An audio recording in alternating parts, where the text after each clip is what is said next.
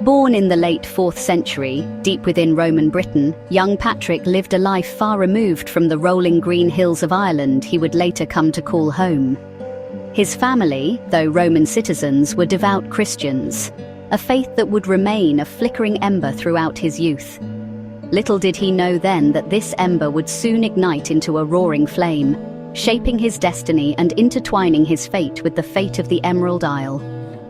At the tender age of 16, tragedy struck.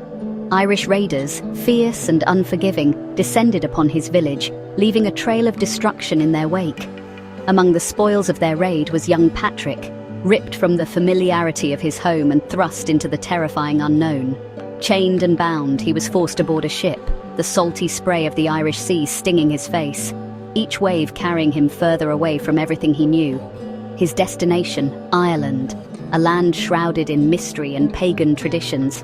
Here, amidst the rugged beauty and untamed wilderness, Patrick's life as a captive began. For 6 long years he endured the hardships of slavery, tending to the flocks of his captors in the harsh Irish climate. The rolling green hills that surrounded him offered a stark contrast to the turmoil that raged within his heart. Yet, amidst the despair, a profound transformation was taking place. The seeds of his family's faith, dormant for so long, began to take root in the fertile ground of his captivity. The vastness of the Irish landscape mirrored the growing emptiness within Patrick. He longed for solace, for meaning in a world that had been turned upside down. He sought refuge in prayer, his whispered pleas echoing through the valleys, reaching out to a God he was only beginning to understand. The isolation of his captivity became a crucible, forging a deep and unwavering faith within him. Each sunrise seemed to bring him closer to the divine, the beauty of the natural world, reflecting the glory of the God he now worshipped. He found solace in prayer, his faith growing stronger with each passing day. One night, a voice broke through his dreams, as clear as a church bell. It spoke of freedom, of escape. Guided by this voice he believed to be divine, Patrick, filled with newfound courage, fled his captivity. His journey was fraught with danger, a desperate flight for freedom across unfamiliar terrain. He eventually found passage back to Britain, his heart filled with a mixture of relief and a yearning he couldn't quite place. He had returned home, yet he felt a strange pull towards the land of his captivity, a calling to return to the rolling green hills and the people who had unknowingly played a part in his spiritual awakening. Years passed, and Patrick dedicated himself to religious study, seeking knowledge and guidance.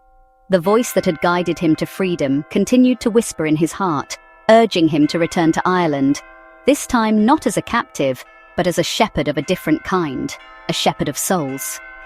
Answering this call, Patrick returned to Ireland. His arrival was not a triumphant march of conquest, but a humble pilgrimage.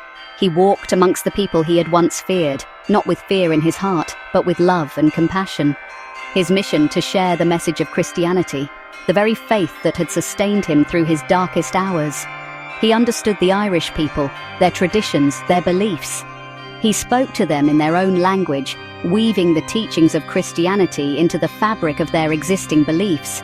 He saw no need to erase their culture, but sought to build upon it, incorporating familiar symbols and rituals into his teachings.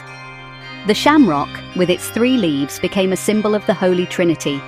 He even used bonfires, a traditional part of Irish celebrations, to celebrate the resurrection of Christ. Though never formally canonized, Patrick's impact on Ireland was undeniable. He became known as the Apostle of Ireland, his name synonymous with the spread of Christianity throughout the island. He left behind a legacy of faith and learning, establishing monasteries that became centers of scholarship and spirituality. Centuries after his death, the legend of St. Patrick continues to grow. He is more than just a historical figure. He is a symbol of Irish identity, a testament to the power of faith to overcome adversity. The story of St. Patrick, much like the man himself, is a blend of history and legend. While some tales, like his banishing of snakes from Ireland, remain firmly in the realm of folklore, they reveal a deeper truth about the enduring power of his story. Patrick, the patron saint of Ireland, continues to inspire, his life a testament to the transformative power of faith, forgiveness, and unwavering belief. His legacy lives on, not just in the annals of history, but in the hearts of the Irish people, a beacon of hope and resilience that shines brightly even today.